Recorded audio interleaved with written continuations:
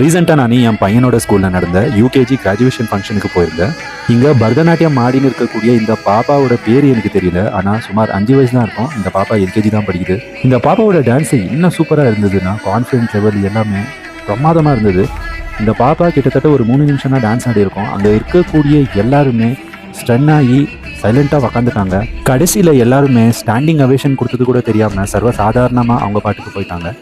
உங்களுக்கோ இந்த மாதிரி யாராவது உங்கள் குரூப்பில் தெரிஞ்சிருந்தா அவங்க பேரை இங்கே பிங் பண்ணுங்கள் கமெண்ட் செக்ஷனில். அதே போல் இந்த வீடியோவை நிறையா பேருக்கு ஷேர் பண்ணுங்கள். இந்த குட்டி பாப்பாவுக்கு இதே மாதிரி நிறையா ஸ்டேஜ் கிடைக்கணும் அப்படின்றது என்னோட ஆசை மட்டும் இல்லை, நிறையா பேரோட கண்டிப்பாக ஆசையாகவும் இருக்கும்.